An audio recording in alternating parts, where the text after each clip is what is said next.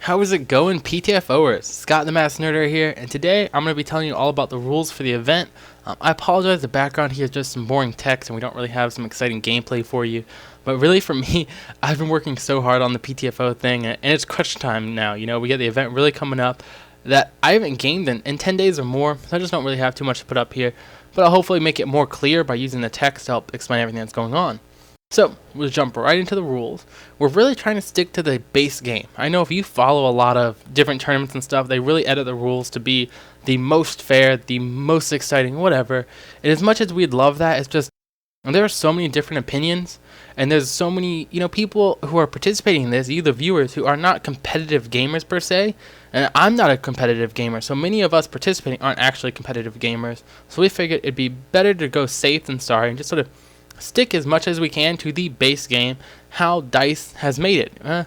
Now, we're going to try to get rid of a few things that we think are sort of glitched or we just think really won't work to make an exciting gameplay for us. But as much as possible is going to be base game.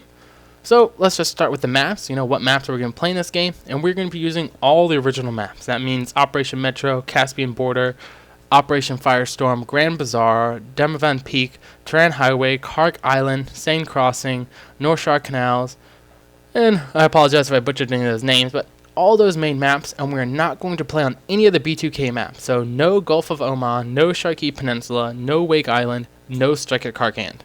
The map rotations will change each week for which maps are played first and what order, and we'll release those each week as they go, but just know all of them are going to come up.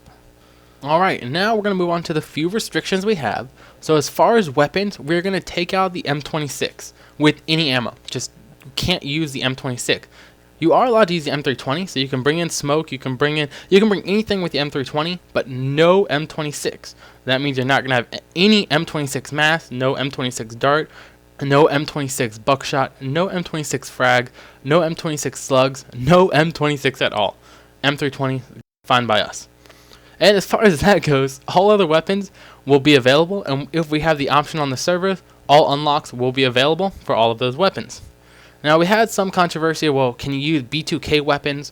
Well, we're not going to get that in depth. If you don't have B2K, you're still going to be able to play, but yes, you won't have those weapons, and other people's may. So if you think some of them are more powerful or whatever, that's just sort of how it is. We don't want to restrict it any further. We do have a few restrictions as far as it goes with equipment, though.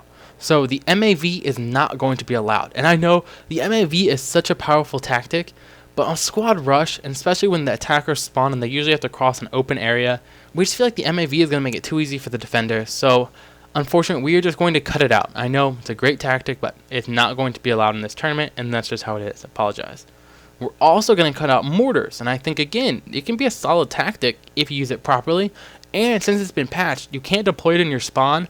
But again, we're just worried about some things going on with it that might take away from the gameplay and take away from the fun. So we're not going to allow mortars either. As far as that goes, take out the M26, take out the MAV, take out mortars, you're good to go. To cover the settings a little bit, it's all going to be core normal setting. So it's all going to be 100% damage, 100% health. There'll be 3D spawning. There's going to be all those settings you find when you play normal core settings on your platform. We're going to keep those as far as health, bullet damage, all those things. Also, one little other note. It's 4v4, so that's one squad each. There is sometimes you'll join a game and you might not be in a squad.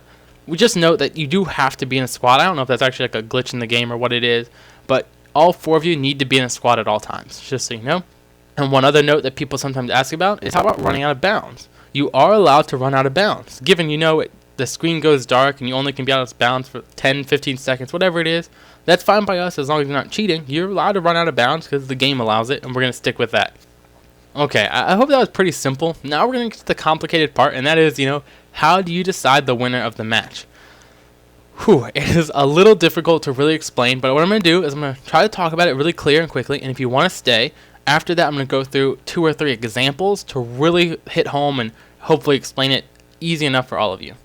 So, the basic explanation is that each team is going to attack and defend twice, and you're going to have 2 maps. So, attack, defend, switch maps, attack, defend. And the winner is going to be decided by points, and you get 1 point for every crate you destroy as an attacker. So the winner decided after that attack, defend, attack, defend. You have to go through 4 cycles, 1 attack, 1 defend, 1 attack, 1 defend. The winner at the end of that is decided by whoever has the most points, or whoever took the most objectives. If there's a tie, you will play one more attack and defend for each team, and then retotal the objectives. If it's still a tie, what we're going to do is determine it by the attacker's number of tickets. So if you went through your attack, defend, and it was a tie, and go over into overtime, it's going to be when you attacked, how many tickets did you have? And when the enemies attack, how many tickets did they have when the match is over? And then whichever team as attackers had the most tickets left over, that will be the winner. It's pretty confusing, right? I tried to describe it once before, trying to use the term matches and rounds, and it got even worse because those aren't really clearly defined for everybody. People have different interpretations of it. So let's give you a few examples to really break it down for you. If you have any questions, please make sure you watched this video fully, you watch the examples, and you read the post on our homepage to really give you a better understanding. So let's start our example. Two teams playing against each other. Let's say we have Team A and Team B. And we'll say Team A attacks first. They get both crates when they attack, so they get 2 points, 1 point per objective. And now they switch and Team B attacks. They only get one objective, so they get 1 point. So right now the score is 2-1 in Team A's favor, and the map switches. Team A attacks again. They only get one objective, so that's 1 more point for them. Then Team B attacks, and they only get one objective.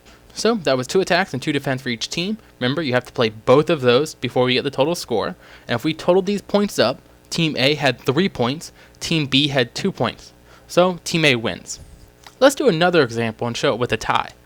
This time we'll say Team C versus Team D. Team C attacks first, and they get both objectives, 2 points. Then Team D attacks, they get 1 objective, so that's 1 point. We switch the maps. Team C attacks again, and they get 1 objective. Team D attacks again, and they get 2 objectives. So we total the score. They both have 3 points. It's a tie.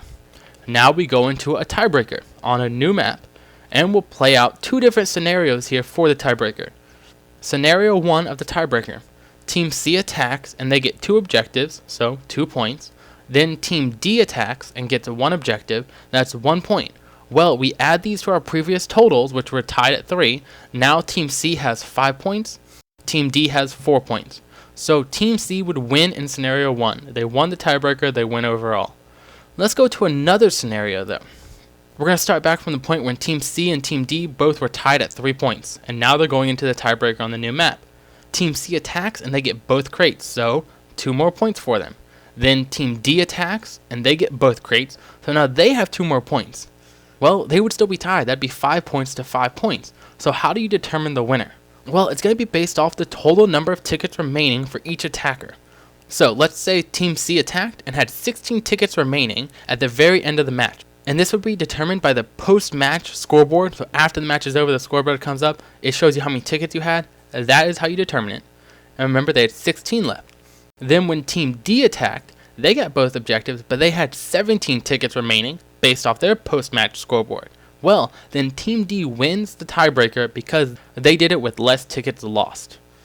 I hope that makes sense. It just means if your team goes into a tiebreaker, you need to not only pay attention to winning, but after the match is over, you need to just make sure you look at your ticket count and keep note of it. And the other team will be doing the same because they don't want to get cheated, right? And I guess, there is a small chance that you could tie in the tiebreaker and both have the same number of tickets. At this point, you would just move to the next map in the rotation and have another tiebreaker around. We really assume that you're not going to end the match with the exact same number of tickets often, but I guess we'll see what happens, right? So I guess there is a chance, though, that both teams end up tying over and over again and the match is going forever.